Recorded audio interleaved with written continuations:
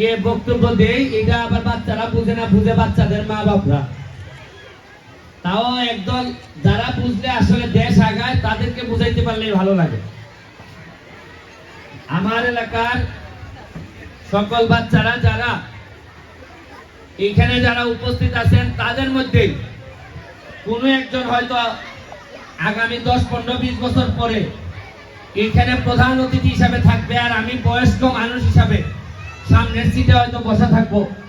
এবং আমার ভালো লাগবে যে ট্রেনিং গুলা সিসিমপুর আপনাদের US8 RDRS সিসেমি ওয়ার্কশপ তারা যে ট্রেনিংটা দিয়ে যাচ্ছেন বা যে সুবিধা দিয়ে যাচ্ছেন বাচ্চাদের, আমাদের সময় আমরা এই সুবিধা পাই নাই। তবে এই সুবিধা পেয়ে আগামী 20 বছর পরে আমাদের চেয়ে উন্নত মানুষরা আমাদের এলাকার বিভিন্ন দিকে নেতৃত্ব দিবেন। এইটাই আমি এমপি হিসাবে আমার কাছে মনে হয়, এইটাই আমার আশা। এবং আপনাদের কাছ থেকে যদি পাই, এইটাই হচ্ছে সবচেয়ে বড় পাওয়া হবে। আমি এইটার আয়োজনে যারা ঢাকা থেকে আসছেন বিশেষ করে ধন্যবাদ জানাচ্ছি, যে আমাদের এলাকাকে যে তারা সিদ্ধান্ত নিয়েছে যে আমাদের এলাকায় তারা কাজ করবেন। এই জন্য আমি এমপি হিসাবে আমার এলাকার মানুষের পক্ষ থেকে আপনাদেরকে শুভেচ্ছা এবং অভিনন্দন জানাই। আর কিছু বলার নাই, পিছনে যে স্কুলটা, ঠিক পিছনের যে ক্লাস, এই ক্লাসে আমি কেজি স্কুলে পড়তাম। এই লাস্টের রুমটা ছিল ক্লাস 5, এটা আমার ছিল লাস্ট ক্লাস 1, 2, 3, 4, 5। আমি কিন্তু এই কেজি স্কুলের ছাত্র। এখন এটা পিয়াম স্কুল। নিজের স্কুলের সামনে দাঁড়াইয়া আমি এখন এলাকার এমপি হয়ে গেছি। আমার কাছে মনে হয় যে এর চেয়ে বড় ভাগ্য কি আছে, যে নিজের এলাকার সামনে আজকে আমি এমপি হয়ে বক্তব্য দিতেছি নিজের স্কুলের সামনে।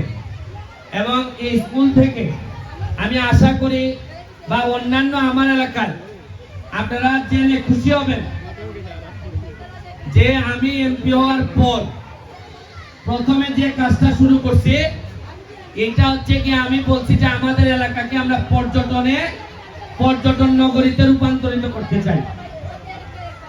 পর্যটন করার জন্য দুইটা জিনিস লাগে, একটা হলো ইংলিশ শেখা লাগে, আর একটা হচ্ছে কি কম্পিউটারে ভালো অভিজ্ঞতা থাকা লাগে। আপনারা জানেন অলরেডি আমরা আইসিটি মন্ত্রণালয় থেকে আমরা বিভিন্ন প্রজেক্ট অলরেডি অগ্রণী স্কুলে একটা প্রজেক্ট শুরু হয়েছে যে 25 জনকে ট্রেনিং দিতেছে। আপনারা ডিজিটাল সেন্টার স্থাপন হয়েছে।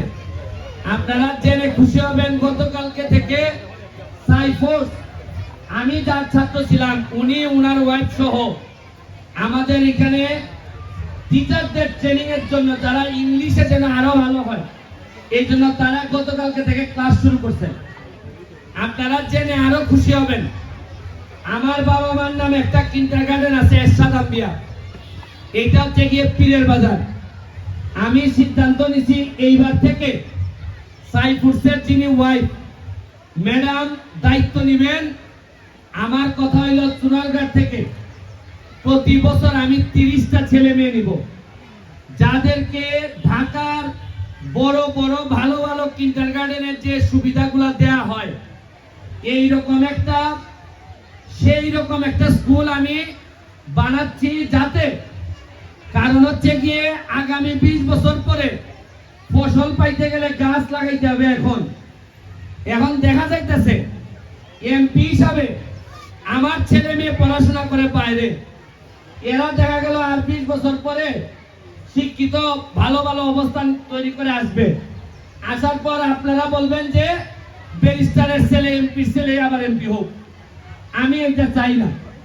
আমি চাই আমার ছেলে মেয়ে যে সুবিধা নিয়ে বড় হইতেছে, অন্তত আমি যতটুকু পারি প্রথম থেকে 30টা ছেলে মেয়ের দায়িত্ব নিয়ে আমি শুরু করতেছি, যারা আগামী 20 বছর পরে আমি এদের কাছ থেকে ফসল নিতে চাই। এরা যেন সোনারঘাট মাধবপুরের উন্নয়নে ভূমিকা রাখতে পারে, এটা আমি এমপি হিসাবে আপনাদের জন্য করে যাচ্ছি। এই জন্য আমি আপনাদের দোয়া এবং শুভকামনা আশা করতেছি। আর বাচ্চাদের মা যারা আছেন তাদেরকে বলবো, আপনারা তো মোটামুটি বেশিরভাগই এখানে এসএসসি পাস, ইন্টার পাস, কে মাস্টার্স পাস।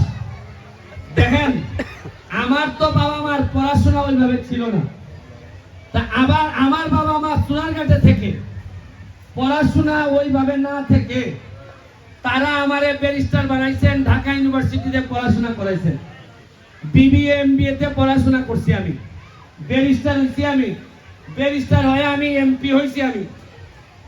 তারপরে আমার নসিবে কি লেখা আছে আমি জানি না। তা আমার বাবা মা যদি সোনারঘাটে থেকে পুরাতন সিস্টেমে আমারে বড় করে এই জায়গা পর্যন্ত আনতে পারেন, আমার একটা বিশ্বাস, আমার অন্তত সোনারঘাট মাধবপুরের মানুষ, আপনারা এখন যারা মারা আছেন তারা আমার মার চেয়ে অনেক বেশি শিক্ষিত, অনেক বেশি আধুনিক।